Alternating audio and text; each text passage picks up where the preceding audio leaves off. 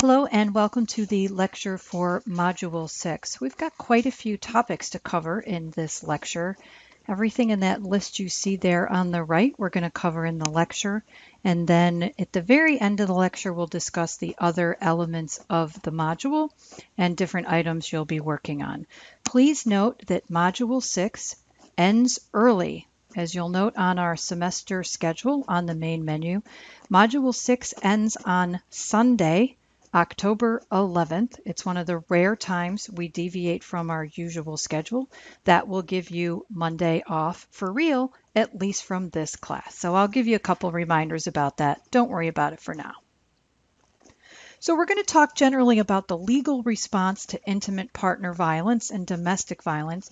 And in order to do that, we're going to spend some time on the New York State court system, just so you can learn a little bit more about that, a little bit of criminal law, so you understand the intersection between domestic violence and criminal law. Then we're going to spend quite a bit of time on orders of protection. We'll do a case study, and then we'll talk about the advantages and disadvantages to obtaining an order of protection for domestic violence victims. So you may already be very familiar with the differences between criminal and civil court. Just bear with me while we go over just a few basic facts. So in civil court, that's where one party sues another for what we call a civil wrong. There are all kinds of matters that go before the civil court. Some of the most common ones are employment matters. You feel you were wrongfully terminated, you want to sue your former employer, you're going to sue that company in civil court.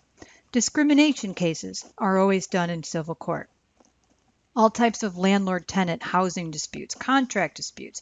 You and your neighbor are arguing over where the property line actually belongs and who has which part of the property.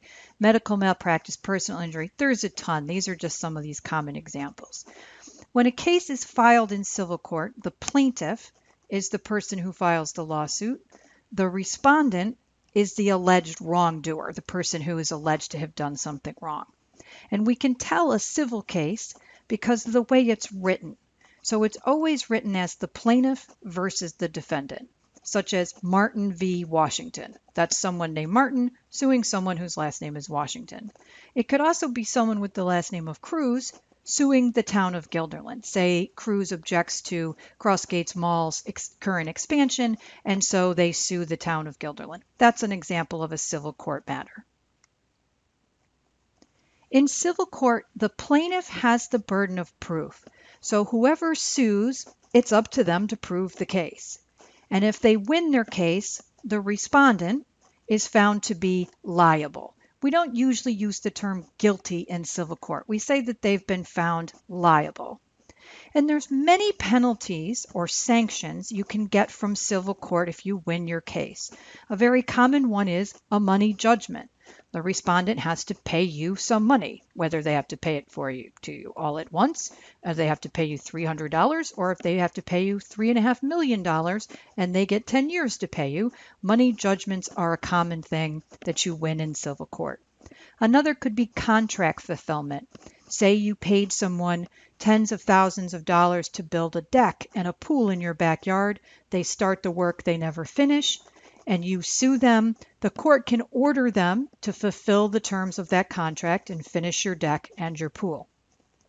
Another thing you can get from civil court is an injunction. An injunction means you stop someone from doing something.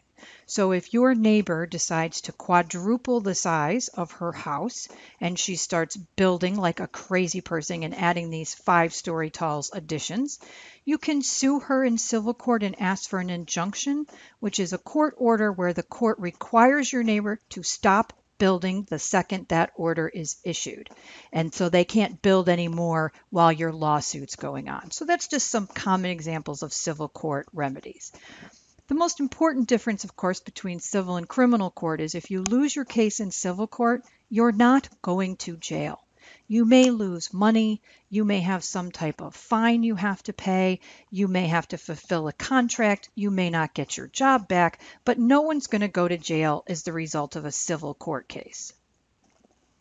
Criminal court, as you know, is much different. The photograph you see here is the Albany County or Albany Supreme Court down on Lodge Street. It actually faces the Capitol a little bit.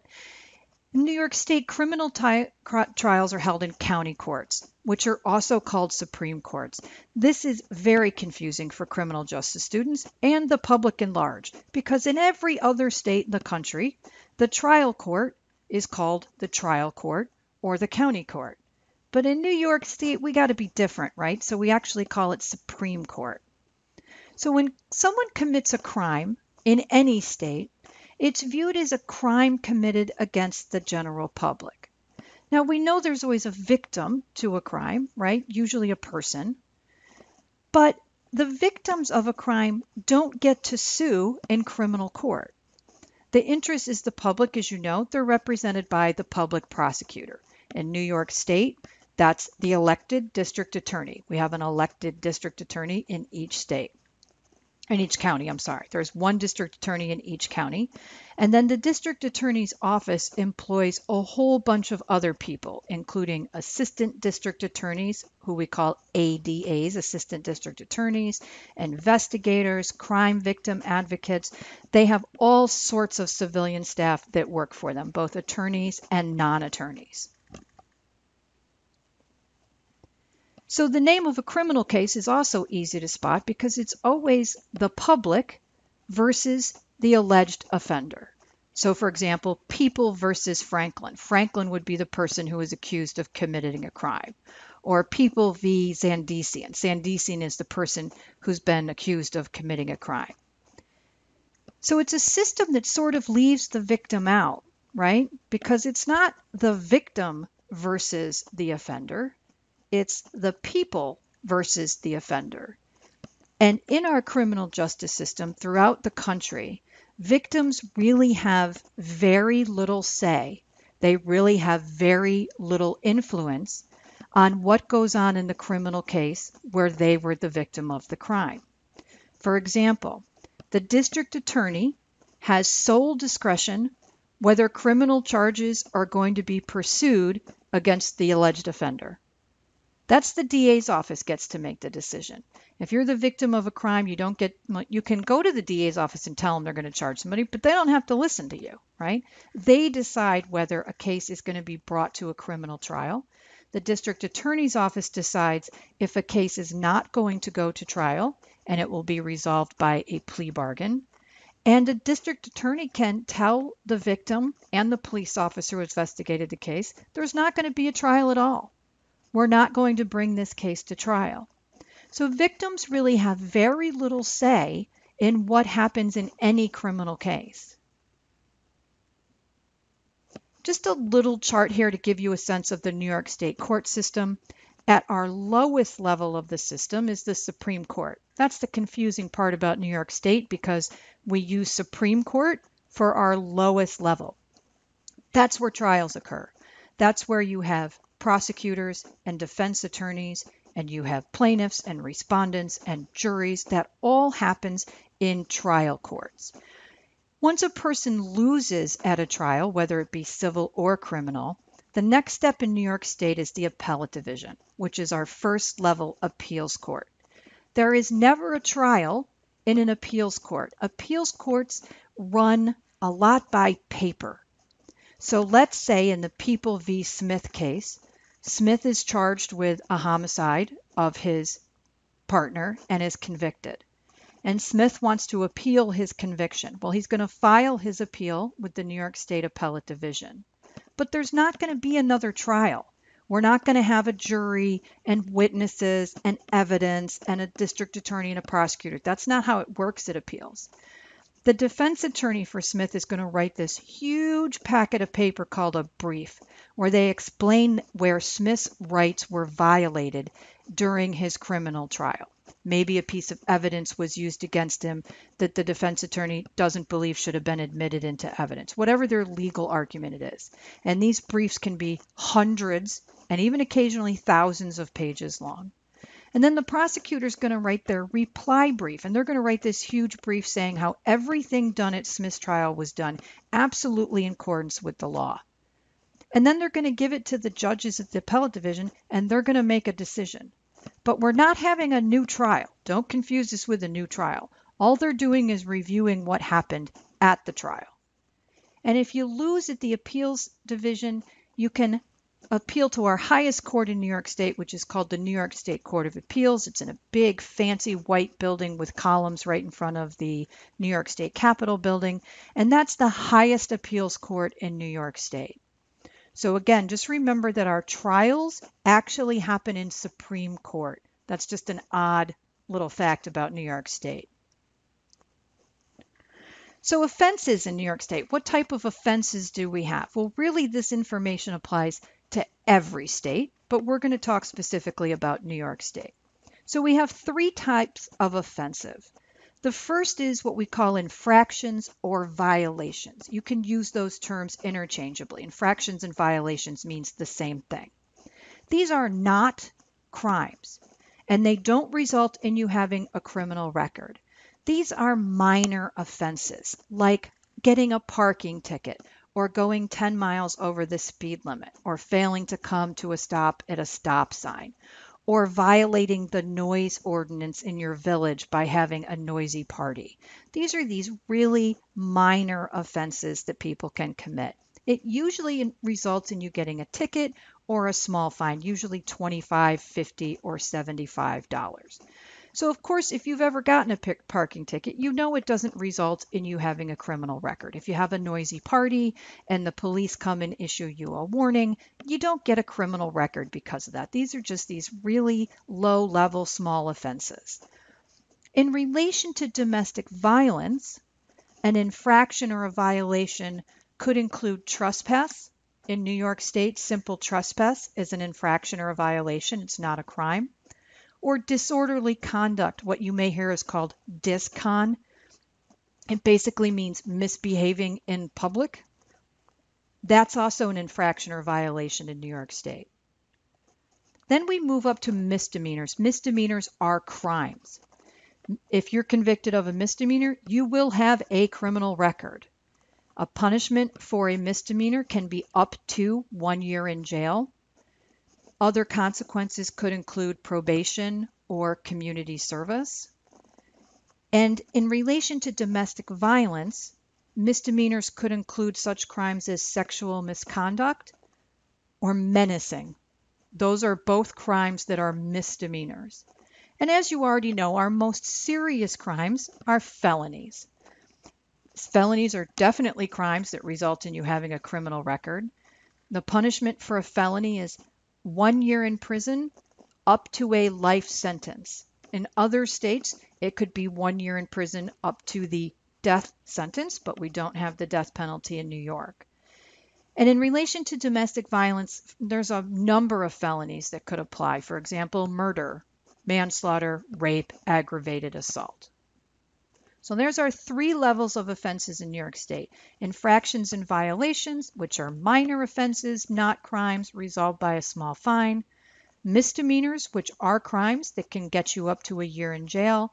And felonies, which are serious crimes, which can result in punishment of a year in prison up to a life sentence. So when we talk about intimate partner violence, there's no crime in New York State called domestic violence, and there's no crime in New York State called intimate partner violence. The police cannot charge you with a crime called intimate partner violence. That doesn't exist in New York State. But what does exist are all sorts of criminal acts that we frequently see committed in intimate partner violence or domestic violence. And this can include things like strangulation, assault, sexual misconduct, harassment, forcible touching, unlawful imprisonment, stalking, criminal contempt, disorderly conduct. There's a bunch of crimes in New York State that can come up when someone's abusing their partner. But just remember, there's no crime called domestic violence or intimate partner violence in New York State. If, for example, an intimate partner was following their partner, spying on them with cameras, putting a GPS system on their car so they can track where they're going, well, that's stalking. And the crime you're going to get charged with is stalking. Okay. So changing topics slightly, and you're going to read quite about police and police procedure and law enforcement response in your textbook. So I'm just going to cover a few items here. And one is police discretion. Police officers, since their inception, have always had discretion, and they always will. And it's good in most circumstances that police officers have discretion. Now, of course, police officers can also abuse their discretion, which is really harmful and results in the loss of faith in the police and the violation of people's constitutionally protected rights. But as a concept, it's actually good that police officers have some discretion because we want a police officer to arrive at a scene, to respond to a call, and respond to what's happening right there and then. If they had to follow a guidebook that says, when you get a call to a couple arguing, you must do the following, and it lists 6 things they have to do, well, what if they get there and one of those people is waving a gun? That's going to require a much different response than 2 people verbally arguing. So we do want police officers to be able to respond to what's happening in the moment. And for any crime or any allegation of any crime, police officers can do nothing, right? There are times where a police officer say, for example, a noisy party, they knock on your door, they say, hey, the noise is really bothering your neighbors. Can you just turn the music down? That would be like a verbal warning. Can you just work with me and turn it down? Or a police officer may show up and see that no crime has been committed. Well, they're not going to take any action if no crime's been committed. They can also issue a written warning. That may have happened to you if, say, you were driving your car and your registration was expired. They can write you a written warning and say you have to get this fixed within 30 days. They can, of course, issue tickets, and police officers issue lots and lots of tickets, and we all know that they can also arrest you. So in any given situation, police officers have a lot of discretion to take no action at all, issue a verbal warning, issue a written warning, give someone a ticket, or arrest someone. And each state gets to decide what police officers have to do or what they don't have to do in response to a domestic violence call. So here's some information relevant to New York State. Let's say 2 police officers are on routine patrol and they get dispatched to a report of a couple fighting in their home. Someone called 911 and said, I hear people screaming, I hear loud banging, and I'm really afraid somebody's getting hurt. So the 911 dispatch sends these officers out to this house. Well, once they've determined that no one has a gun or there's not something explosive about to happen, it's really best practice for the officers to interview each person separately, right?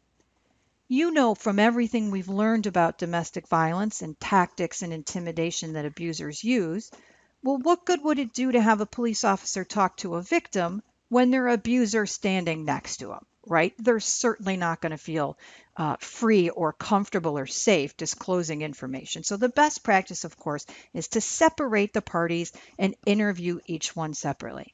Now, in this scenario, we have 2 officers, so that's relatively straightforward.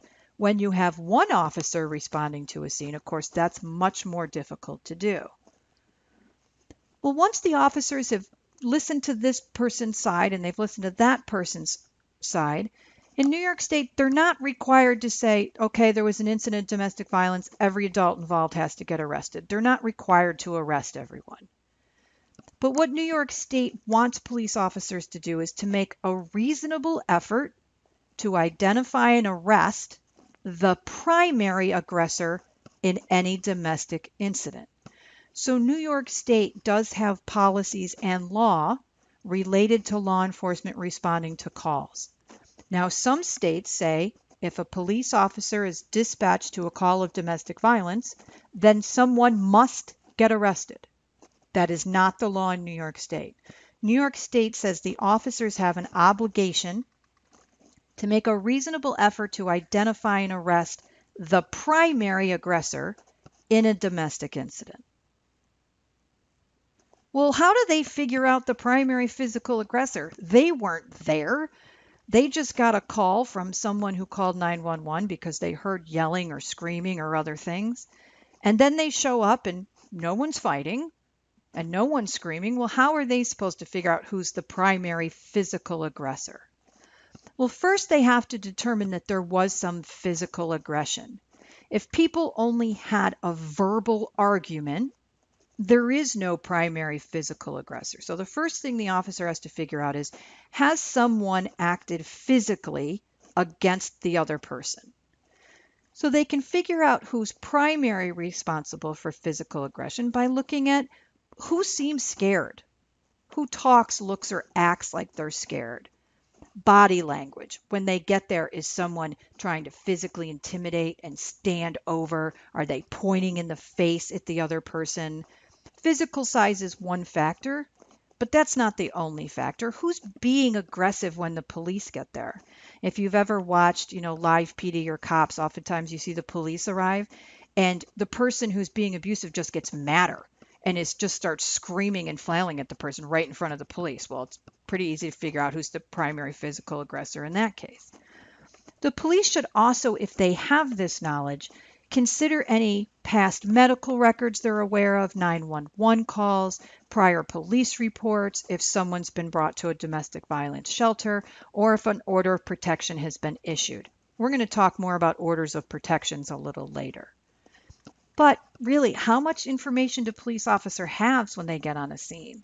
Unless they were at a previous call to their house, or they have information from dispatch, there's been previous calls, they're probably not going to know a whole lot about the history walking into the scene. Certainly they're going to talk to the neighbors or any witnesses about what they saw or heard. A witness or neighbor may say, I saw him hit her, or I saw her grab a knife. That's certainly helpful. Excited utterances, that's a legal term. That's when people just blurt things out. They really haven't had time to plan what to say or think about it, and they just kind of blurt something out when they're upset. So if the police arrive at a scene and a child walks up to an officer and says, Daddy hit mommy, that's kind of an excited utterance. No one was even talking to the child yet. So that's helpful information when people do that. Of course, physical injuries is a big factor in this. And not just who's injured, but are the wounds defensive or offensive? And if you've watched any crime shows or any movies about crimes, they talk about defensive or offensive injuries. Defensive injuries means you got injured trying to protect yourself. An offensive injury occurs when you're trying to hurt someone else. For example, if I tried to stab a person and my hand slipped down the knife and I get injured, well, I got injured being offensive. I got injured being the aggressor. That's different from someone's hands who are injured by putting their hands up above their face, trying to protect themselves from a knife. So it's really important for officers to not only be aware of injuries, but are those injuries caused because someone was trying to protect themselves, or were they caused because someone was trying to hurt someone? And of course, they're going to look all around the scene, and they're going to look for things like broken furniture, holes punched in the wall, empty liquor bottles or beer cans. Is somebody intoxicated? Is there evidence of drug paraphernalia? Because oftentimes, as we learned, when people are abusing drugs or alcohol, they can become physically aggressive. So not one of these factors tells an officer everything he or she needs to know, right? They're looking at what we call the totality of the circumstances. They're looking at the entire scene. And if a police officer in New York State has identified that a physical act, a person has been physically harmed by another, they have a responsibility to determine who the primary physical aggressor is and arrest him or her. So New York State law has worked with the New York State Office of Prevention of Domestic Violence and other groups and attorneys and different advocates to give police officers guidance on responding to domestic violence calls specifically. And there's several policies in New York State that have been codified into law. And one is that in responding to a call of domestic violence, a police officer cannot threaten, suggest, or otherwise indicate the possible arrest of all parties in order to discourage requests for intervention. So how does this play out? In the scene we just had, a neighbor hears people, a couple screaming and fighting and things being broken. And law enforcement shows up.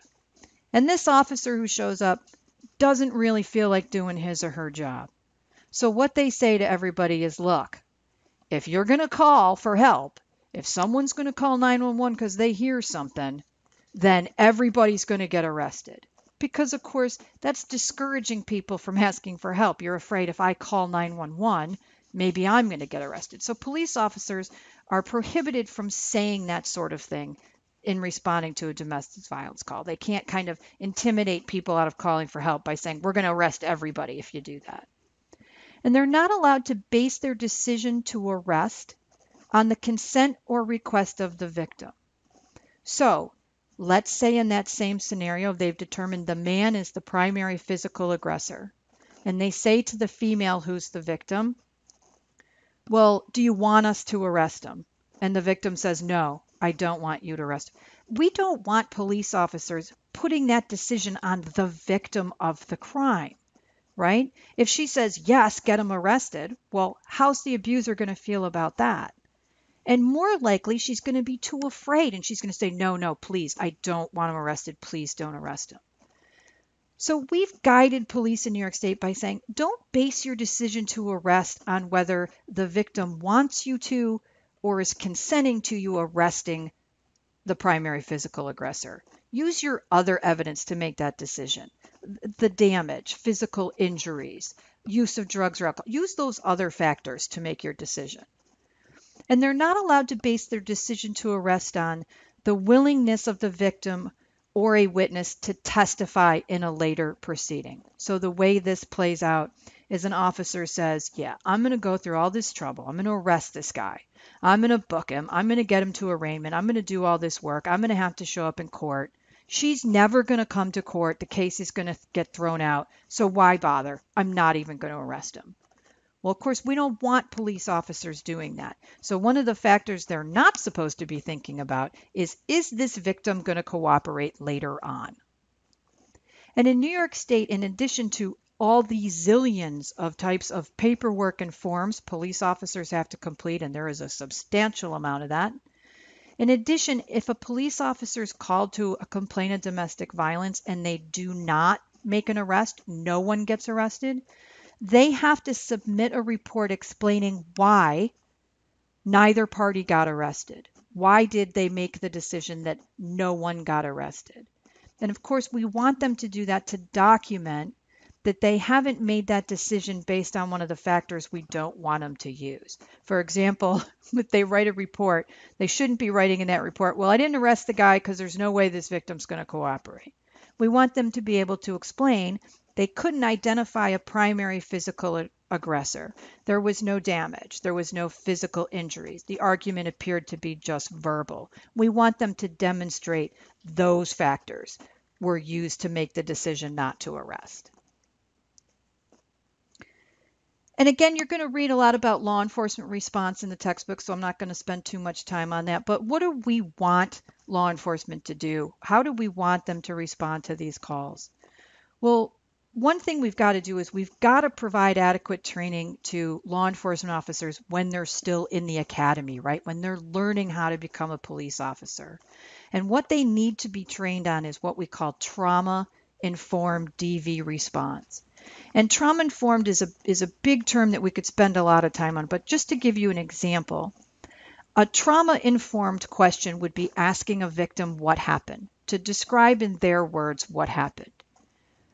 A uninformed question would be, why didn't you scream? Why didn't you run? Why are you still dating this guy? That is not trauma-informed. That gets into the victim blaming we've talked about earlier in the semester. So trauma-informed would be speaking to a victim alone or with a safe family member, not within earshot or within eyesight of the abuser. That's trauma-informed practice, right? And also it'd be great if law enforcement officers, while they were learning how to be cops in their academies, got more actual training on domestic violence calls to actually have to act out how to deal with that situation. We also want police officers to tailor their response by evaluating offender and victim risk. For example, this is why police discretion is helpful. If a police officer responds to a home and finds out there really was a verbal argument, no one laid hands on anyone else, no one hurt anyone else, well, that's a situation that's not really appropriate for arrest. And we would want them to not make an arrest in that situation. However, if they use all of their training to look at a scene and to evaluate the truthfulness of what people are telling them, and they determine that the offender is at great risk of hurting this victim, or if the victim is especially vulnerable, well, then we want them to tailor their response to that. Of course, we want officers to provide information to victims that's up to date, that's informative, and that is specifically applicable to their community. For example, if a New York State police officer out in Lewis County, hundreds of miles away from Albany, gives a victim of domestic violence a pamphlet about services available 300 miles from where they live, well, that's not particularly helpful, right? We need them to give them information about what's available in their community. We need police officers to provide victims with accurate information on temporary and permanent orders of protection. That's what OOP is, orders of protection, which we'll talk about in a minute. Police officers cannot issue OOPs. It is very important for you to remember that. A police officer in New York State cannot go to a call of domestic violence and say, you're going to stay away from this house and here's this order and you have to follow it. They are not permitted to do that. What they can do is police officers can actively and consistently enforce orders of protection once they've been issued. And we want law enforcement officers to create and maintain partnerships with the domestic violence agencies in their community, because they're the professionals who have all the experience dealing with victims and dealing with abusers, and all the unique attributes that come with these offenses, like the fact they have children in common. It's much different for a police officer to respond to a call of a robbery where a stranger has robbed a victim. Those people don't have children in common. They don't ever have to see each other again. So domestic violence agencies can partner with police and they can really work well together to have more effective outcomes. So let's get into this thing called orders of protection. Protective orders can only be issued by a judge. Police officers cannot issue orders of protection. Domestic violence advocates cannot issue orders of protection. They can only be issued by a judge. So in New York State, we call them orders of protection, or OOPs. They're also called restraining orders. In other states, you'll hear people use the term restraining order. It's the same thing. So there's three ways an order of protection can be issued. One is ex parte, one is temporary, and one's permanent. Ex parte is the Latin word meaning only one person came to court. So if a victim has been violated by their abuser and they go to court by themselves to get a temporary order of protection, the judge can issue that without hearing anything from the abuser or the alleged abuser. They can just simply listen to what the victim has to say and issue an order. But that's going to be a very short-term order because the judge wants to hear from the other side. So an ex parte order means only one person went to court. That means within usually a few days, everyone, the alleged abuser and the victim, have to return to court at the same time. Temporary orders of protection are usually a month, 3 months, 6 months, sometimes up to a year. Permanent orders of protection are long-term, say until a child reaches the age of 18 or 21. Those are very rare. And this is where it gets really hard for victims. Not only do they have to deal with all the trauma and all the other problems we've talked about in all the modules as victims of domestic violence, but now it's up to them to go get an order of protection. And the first thing they have to do in New York State is they got to figure out even which court they go to. So in New York State, we have three courts that routinely issue orders of protection. Our family court, our Supreme Court, remember that's our lower level county court, and criminal courts. And we'll talk about what dictates which court you go to. So let's start with family court. There is a family court in every county, one family court per county in New York State. Albany County Family Courts down on Clinton Ave, Rensselaer County Family Courts on Fifth Ave in Troy. Here's a photo of Ulster County's family court. Every county has a family court. So here's what dictates you get an order of protection from family court. First of all, are you married to the abuser, or is the abuser the former spouse, current or former spouse? Do the victim and the abuser have children in common? Is it a family member? If a brother is abusing a sister, two adults, siblings, that would be a family court matter. Or if a grandmother is abusing a granddaughter, that's a family court order of protection. And then they have a broader catch-all, which is the victim and the abuser are having or have had in the past an intimate relationship. So that, of course, would include dating, right? So somebody who's dated someone could go to family court for an order of protection. An intimate relationship, we often think that means a sexual relationship. Certainly that's a part of it, but it doesn't have to be a sexual relationship. If two adults started dating and one started stalking the other and they never had sex, they can still get an order of protection against that person. So a victim has to go to family court to get an order of protection if the abuser is their current or former spouse, if they have a child in common with their abuser, if their abuser is a family member, and it's almost always has to be like a blood relation, or if they have had or have an intimate relationship with their abuser. They have to go to family court to get the order of protection. Orders of protection in New York State are also issued in our county or Supreme Courts.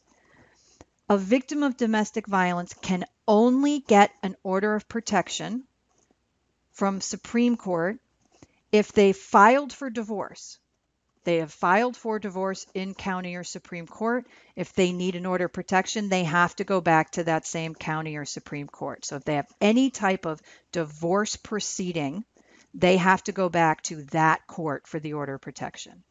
If they have filed papers to become legally separated, or they have any other legal matter already pending in county or Supreme Court, it's almost always going to be a divorce or a legal separation, then they must go to that court to get the order of protection. If somebody's already filed for divorce and they try to go to family court to get an order of protection, the family court is going to tell them they have to go back to county or Supreme Court.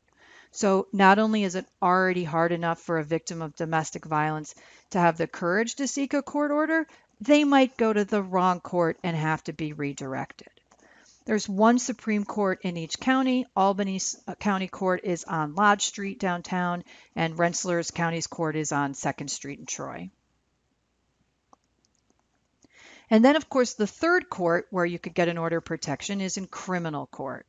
And you only get an order of protection from a criminal court in New York State is if the abuser's been charged with a crime. So the police have charged the abuser with assault or rape or harassment. Whatever the crime is, the abuser's been charged with a crime. Then the district attorney can obtain an order of protection for the victim, of course, and also for like anyone who's cooperating. So that neighbor who has seen the abuser punch and hit and kick the victim, the DA can also get that neighbor an order of protection to try to make them feel a little more safe from the abuser as well. So orders of protections are only issued from criminal court when there's an actual criminal case charged against the abuser. And remember that every district attorney's office has staff that can assist victims. They call them different things in each county. They're usually called victim advocates. These are amazing people, and some of you have expressed interest in this line of work, which I think is fantastic. These are people who are specially trained in helping not only victims of domestic violence, but victims of all crimes understand and get through the criminal justice process. So they can take a victim into a courtroom and say, this is where you're going to have to sit, and this is where the judge will sit, and just make you more familiar with the environment. Explain what's going to happen in court. Help the victim understand the process a little better. And most importantly, they can actually go to court with the victim so the victim is not alone. It's a really important, interesting job, and I'm glad to hear some of you have already expressed interest in that type of career. All right, let's move on to a case study. So we're going to talk about Jennifer and Robert Adams.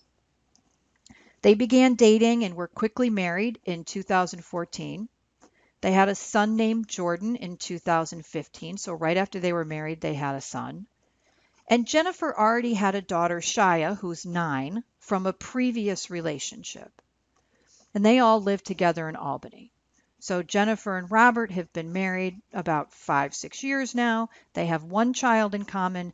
They also live with one child that Jennifer is the mom, and her father is another person, not Robert.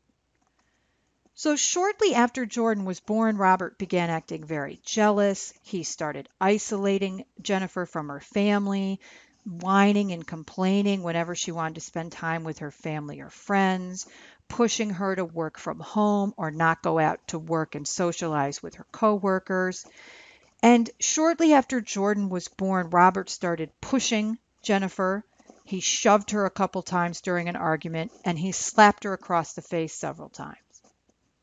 And this goes on for quite a while until August of 2020 when they have a huge fight, and Robert actually puts his fist up to Jennifer and punches her in the face with a closed fist. The kids are terrified, screaming, crying, terrified their mom's going to be hurt. And Shia, the 9-year-old, calls 911 and asks for help. Well, of course, afterwards, as we know from learning about the cycle of domestic violence, after this big fight happens in August, Robert is very apologetic. I'm so sorry. It's all my fault. It'll never happen again. And he agrees to get his own apartment while they're working things out. So he moves out of the apartment, moves a couple streets over. Well, as soon as Robert gets his own apartment, it's almost like it gets worse.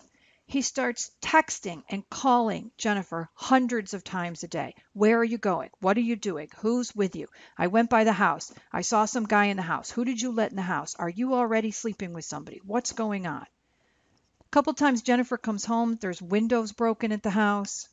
Neighbors haven't heard or seen anything.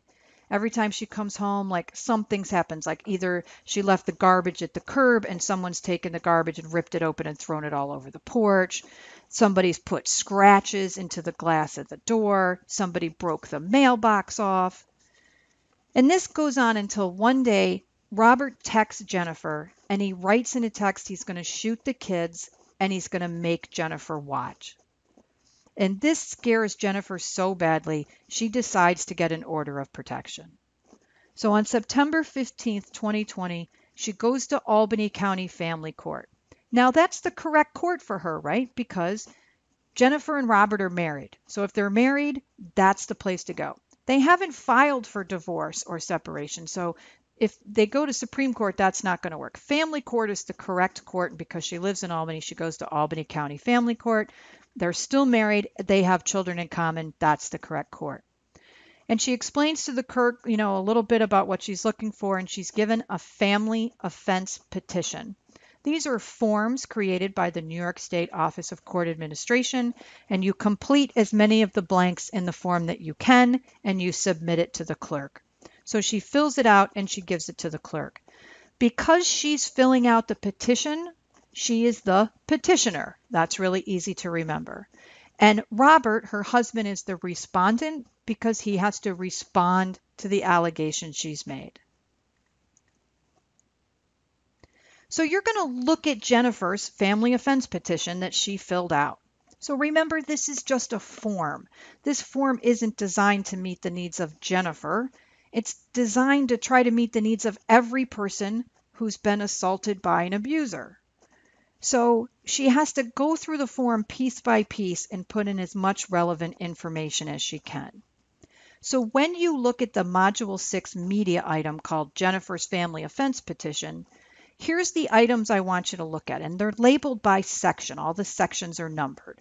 So for example, Section 1 is the addresses for both parties. Section 2 describes their relationship, right? Because they want to make sure she's in the right court. She puts on the form that she's married and they have children in common, and then the court knows that's the correct court. Section 3 is a list of all types of crimes and all different levels of seriousness of crimes. And she has to check boxes that describe his actions. And it's not really easy for victims to do because one of the boxes, for example, says harassment.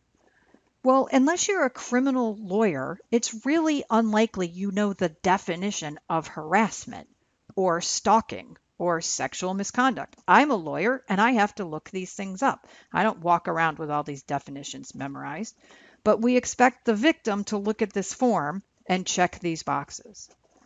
Section 4 gives the victim an opportunity to write about any other criminal complaint, say if there's been criminal charges filed on the form. Section 5, you have to identify any children involved. Section 6, you have to specifically describe dangerous or threatening conduct. Section 7, if you'd had an order of protection in the past, you can indicate whether or not it was violated.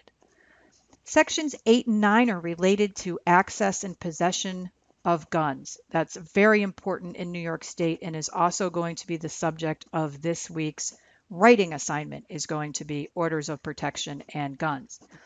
In New York State, if you are the respondent of an order of protection, you are the person who is alleged to be the abuser. Once that order of protection has been issued and served upon you, you've been physically given a copy of it. That's all served means. You've physically been given a copy.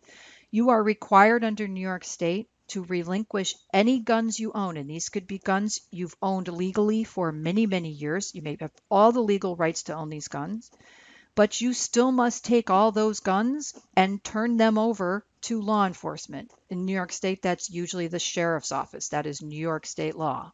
And you cannot get those guns back until the term or the time limit for that order has expired. And you're going to be looking at that issue in this week's writing assignment.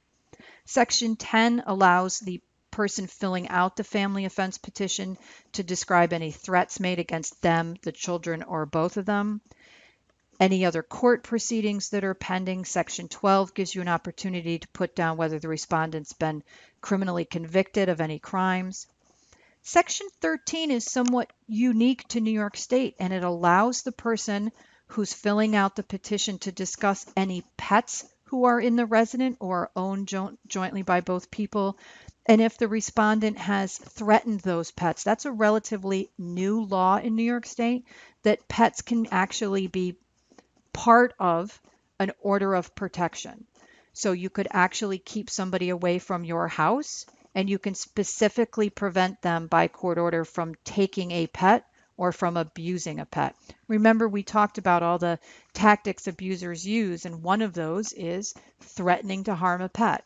So New York State actually has that option in their orders of protection. Section 14 is any previous requests if the victim has made previous requests to the court for an order of protection. And then you'll see at the end what we call the wherefore clause. And in legal terms, that means, what are you asking for? And in the family offense petition that Jennifer filled out, you'll see in the wherefore clause at the very end that she asked for an order of protection specifying conditions of behavior. Okay, that's what she asked for, and you'll see that in the petition. So Jennifer goes down to Albany County Family Court. She fills out the family offense petition that you're going to see in your Module 6 media item. And she's brought before Judge Julia Chen. And Judge Chen asks her, I see you filled out the order, and this person is your husband, right? And you have children, and the judge makes sure she understands all the information in the form and exactly what Jennifer is alleging occurred. And then the judge can do a couple of things. She can say, no, I'm not granting this order Thank you for coming, and that's the end of it. The judge could also issue what we call the ex parte order. That's where, since only Jennifer's in court and the judge can't ask the respondent, Robert, any questions because he's not there, she can issue a temporary ex parte order, which means this order is going to get served on to Robert, and it's going to tell Robert he needs to come to court, and then we'll determine if an order of protection is issued. So an ex parte just means only one person came to court. It's usually very short. It's usually only good for a couple of days. In this case, that's exactly what happened. Judge Chen granted Jennifer an ex parte stay away temporary order of protection. And the judge explains to Jennifer that the sheriff has to serve the order of protection on Robert, and then they're all coming back to court October 1st. So for 2 weeks, the sheriff has 2 weeks to serve the ex parte order on Robert. Once he gets it, it's going to say this order is effective until you go to court on October 1st, and you have to come to court on October 1st. So October 1st comes, Jennifer comes to court, Robert comes to court, the judge hears from Jennifer, hears from Robert, and she issues an order of protection, which is served on Robert while they're still in court. It's written and printed in court, and a copy is handed to Robert, and a copy is handed to Jennifer right there in court. And you're going to see the order of protection that Judge Chen issued in your Module 6 media item, and it says OOP issued against Robert. You can take a look at that order. While you're looking through that order, I'm not going to go through every section of it like I did with the family offense petition. You'll see there's quite a few more sections in the actual order. But there's a couple things I want you to look for while you're looking at that order of protection. One is I want you to note the distinction between a stay away and a refrain from order of protection. So if you look at sections 1 and 2, you'll see it says stay away from, and then it lists Jennifer Adams, Jordan Adams, and Shia Adams. And then it says stay away from the home of Jennifer Adams and the school of Jordan Adams and Shia Adams. That means the court is telling Robert, you cannot have any contact with these people, not Jennifer the mom, not the child you have in common, and not your stepdaughter. You cannot call them, text them. You can't have any contact with them at all, not at their home and not at the school. That's a stay away. It's easy to remember. It means stay away. The other type of order is a refrain from. And if you look at sections 3 and 4 that are not checked on this order, it talks about refraining from certain kinds of conduct. So, in a less serious case, or where the judge perceives there to be less risk to the victim, they may issue a refrain from order. They may allow these people to continue to live together, to continue to see each other, to continue to parent their children together, but issue a court order saying the respondent cannot assault, stalk, harass, menace, etc. the victim. It almost is like taking the form of a really stern written warning. So a stay away order is very different from a refrain from order. So I want you to look at numbers 1, 2, 3, and 4 on the order and just learn a little bit more about how those two items are distinguished from each other. Stay away prohibits the respondent from having any contact with the petitioner, the children, or anyone else listed there. Refrain from order prohibits the respondent from committing specific acts but allows continued contact. That's really important. A victim who goes to court to get an order of protection may have no idea that there's two different types of order, and they may seek a refrain from order when they're actually trying to get is a stay away order. So this is really important distinction. The other items I want you to look at when you're viewing the order of protection issued against Robert is I want you to see how specific it can be. Now remember, these are just forms, right? These are just forms. You can go online, you can get one of these forms yourself. So they're trying to give the judge as many options as possible on the form to dictate what the respondent can and cannot do. So first the judge has to decide whether it's going to be a stay away order or a refrain from order. Once they've made that decision, they have to look at a whole ton of other issues, such as presumably the respondent has personal items in the home. They may need to get their tools for their job, their laptop, their cell phone, their clothing, their toiletries. So the order can specify when the respondent can enter the home, with whom, usually law enforcement, and sometimes we'll even give a day and a time. Saturday between noon and 4, the respondent can enter the home and remove their property. They do this in the order so he can get his personal property and not get in trouble for violating the order. So they'll cut out a very narrow, specific time to get personal property. Of course, if they have children in common, the order has to address whether or not there's going to be visitation with the kids. It can also address temporary custody, never permanent custody, but it can deal with the temporary custody of children. As we discussed, the order can also allow the judge to direct that the respondent must surrender all weapons he or she owns or possesses. That's the law in New York State. Now, when you look at the order of protection that was issued on Robert Adams, it doesn't deal with guns because Robert doesn't have any guns, right? So if you don't have any guns, it doesn't have any effect on you. So that's why you'll see that area of the order is blank on the order issued against Robert Adams. If there's any evidence that the respondent owns or possesses guns, the order will very specifically direct the respondent to surrender those weapons, usually to their county sheriff's office, and will give them a date and time by which they have to accomplish that. If they don't turn over their weapons, they can be found to have violated the order. Of course, when people are living together and they're now, being separated, we could have issues regarding important documents like passports and driver's license and all that kind of thing. And the judge can order that people obtain and maintain their own paperwork, right? So you don't have to worry somebody else has your passport, you can't get it back. It may even deal with issues such as payment, who's going to pay for health insurance and aggravating circumstances, right? So I don't expect you to memorize every element of an order of protection. But what is really as important is that you're really comfortable with the distinction between stay away and refrain from, and you can examine that by looking at items 1, 2, 3, and 4. And then I just want you to become familiar with just how many matters can be addressed in an order of protection, okay? A really important element is these can't just be forevers. All court orders have terms. They have time periods, time limits.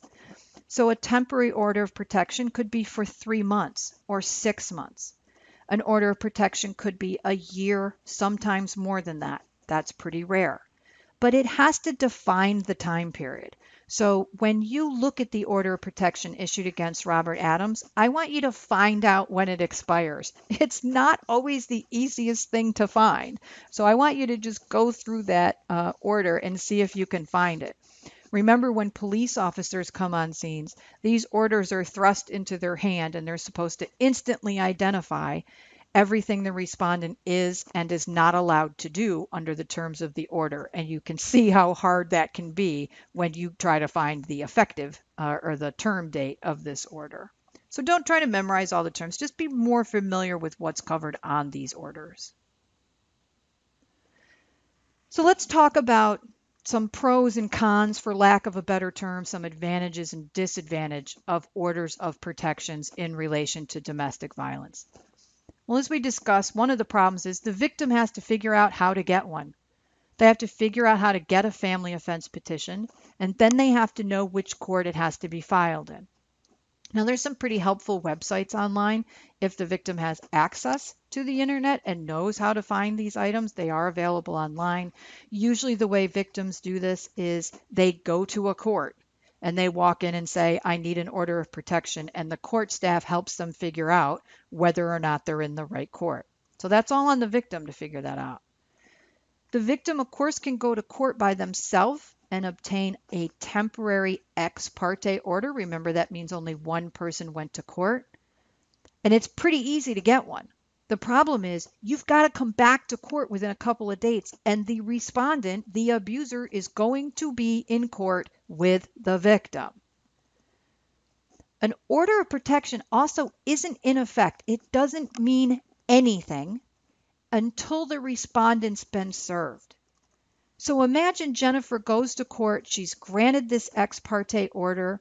It's given to the sheriff. It's one of the many interesting duties that sheriffs have in New York State. They often are responsible for serving these orders. And the sheriff goes to Robert's house over and over again, can't find him. Goes to his job over and over, can't find him. That order is not in effect until that order is put in Robert's hand. So that is a very dangerous time for the victim. Of course, the abuser is going to know a cop's been to their house 10 times and has been looking for him at their job. That is an extremely dangerous time for a victim. And if the victim and abuser have children in common, of course, that complicates everything.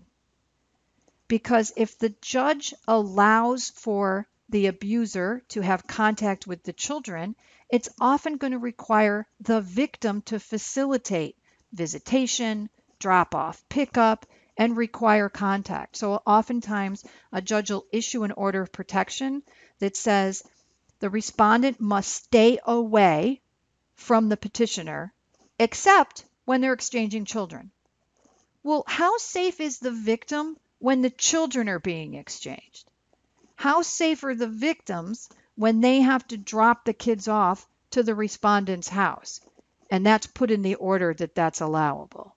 That's a real safety issue for victims. So when domestic violence victims have children, it even complicates things further. Remember, judges are not required to grant orders of protection. A victim can work up the courage to get an order of protection, find the correct form, file it in the correct court, and the judge can say, nope, I'm not issuing this order. That is to the judge's discretion. So they may go through all of this only to be denied and not get anything. And it's critically important to remember that orders of protection do limit the respondent's rights. We have a constitutional foundation in this country of being able to freely move about. If you want to go down Elm Street, you're allowed to go down Elm Street. If you want to go to the mall, you can go to the mall. If you want to go to your kid's school, you can go to your kid's school. So these orders limit constitutionally protected rights. If a judge tells you you are not permitted on the school grounds where your child attends schools, that's an infringement on your rights. If they tell you you have to turn over guns that you own legally, that is an infringement on your rights. So respondents have rights too. Respondents are entitled to due process, which is why if one person goes to court by themselves and gets an order, it's only going to be in effect for a couple of days because the respondent has a right to come to court and say, I never harassed her. I did not break her windows. I did not threaten to kill her. The respondent has a right to put his or her side before the judge too. Temporary orders of protection are common, pretty easy to get, but remember, it's going to require the victim to come back to court, and that means the victim's going to have contact with the abuser in court. Permanent order protections exist, but they are extremely rare. Your most common orders of protection are going to be for 3 months, 6 months, or a year. To see an order of protection for 5 years, or to see an order of protection that covers a young child from age 5 until they turn 21, those are extremely rare. They exist, but they're rare. Orders of protection require the victim to contact the police to say the order's being violated. So it's not like police officers have the time or the resources to patrol all day, see who has orders, and make sure they're complying. We just simply don't have the resources to do that. So then the onus is on the victim to call the police on their abuser and say, he's not supposed to be texting me, but he sent me 10 texts today. Or he's not supposed to be going to my kid's school, and the school just called me and said he's there trying to pick the kids up. Again, this is a very dangerous act for the victim. And when the police respond to the victim's call the order's been violated, they're relying on the police to enforce the order. We need the police to arrest the person who violated the order and take them to jail. That's called criminal contempt. Violating a court order is criminal contempt. That is a crime. So court orders are not just suggestions. The court gives you an order. That's no joke. That's a judicial order, and failing to comply with it is a crime. So if the victim goes through all the trouble and overcomes all the fear in getting an order, and then when their abuser violates it, he has the strength to call the police and say, she keeps driving by my house. She keeps texting me. She keeps calling me. If the police officer says, well, geez, I don't know what to do about it. It's not like she hurt you. She only texted you. If they don't enforce the order, well, what good is the thing to begin with? So, of course, we have to rely on police officers to actively and fully enforce the terms of these orders. We also can't predict what's going to happen when you get an order of protection. There are times that being served with an order of protection can scare an abuser into leaving the victim alone. If the abuser is afraid of getting arrested, if the abuser is afraid if she gets arrested, she could lose her job, if they're afraid of the social consequences of people finding out that they've been issued with this order, it may have the impact of getting the abuser to leave the victim alone. That's possible. It's also possible that once an abuser is served with an order of protection, they become enraged, which leads them to the most serious acts of violence, including killing the victim. And remember our 70% stat. We know that 70% of domestic violence homicides occur after the relationship is over. So while an order of protection might intimidate one abuser into not contacting the victim, it may enrage another abuser and lead to them murdering the victim. So we can't predict the results of these orders. And of course, what's a court order? It's a piece of paper. It can't make a person comply. It can't make someone follow the law. It can't force someone to treat somebody respectfully. It's a piece of paper. And lastly, one thing you won't see in an order of protection you're going to view this week is a requirement to actively seek or complete treatment. That's not part of this process. So there are good, helpful things about orders of protection, and there's disadvantages as well. So here's what you're doing for the rest of the module. Your textbook assignment this week is to read pages 100 to 124. In the media section, you're going to look at Jennifer's family offense petition. You don't have to memorize every term. I just want you to become really familiar. And I want you to put yourself in the position of a victim and think about what you'd be thinking and feeling having to fill out that form. Once you've looked at her offense petition, I want you to look at the order of protection that was actually issued against Robert. Familiarize yourself with those terms.